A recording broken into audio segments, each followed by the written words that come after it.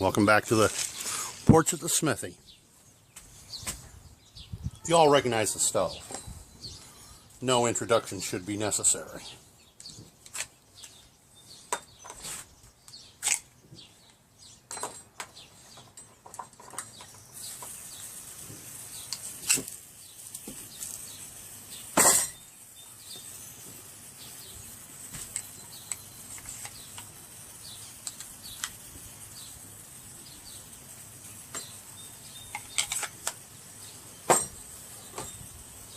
And what I have here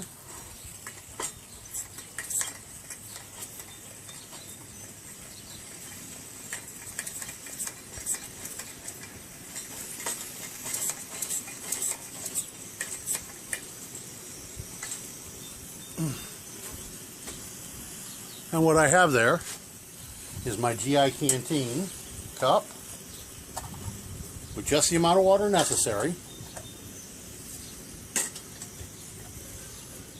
Brew a cup of coffee. And here's how I plan on doing it. Set that on there and pour my boiling water in here and let it go down in there. But while I'm waiting for the water to come to the boil,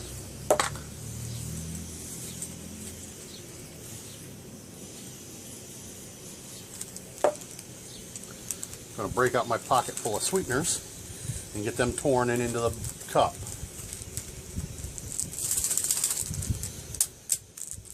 Remember what I told you. My sweeteners are always a 2-to-1 ratio. For every pink I put in 2 of the blue.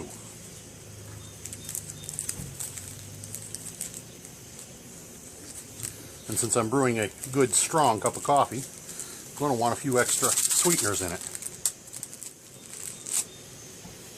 So instead of 4 blue and 2 pink, I'm going with 6 blue and 3 pink. But then, like I said, I've got a sweet tooth. I like my coffee very sweet.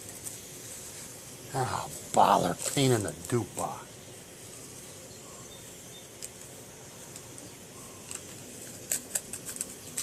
I'll get the paper out of the cup and then I'll be doing marbles. And of course, I got my creamer here.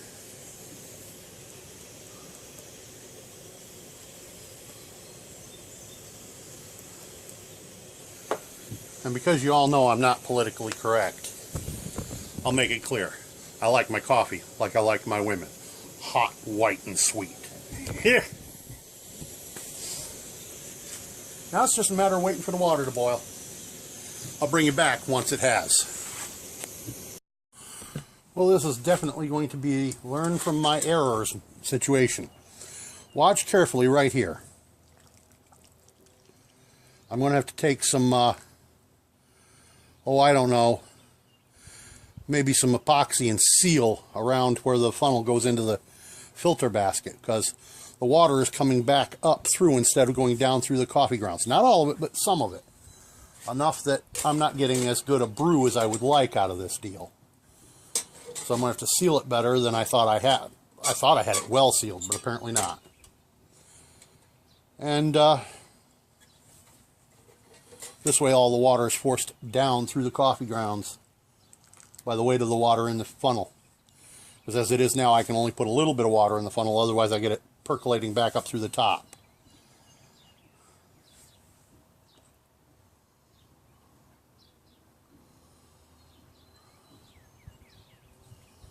Besides that, I think these coffee grounds have given just about all I'm going to get out of them.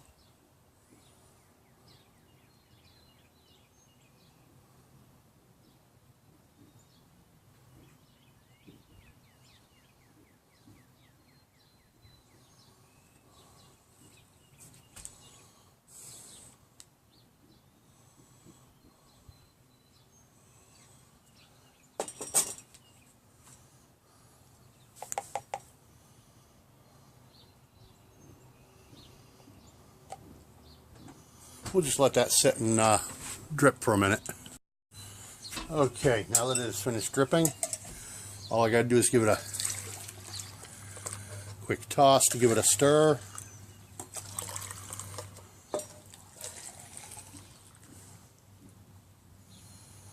Now this was full right to the lip when I started.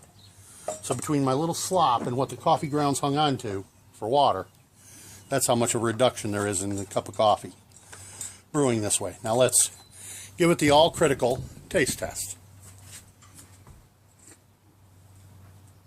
Oh, if only you could join me.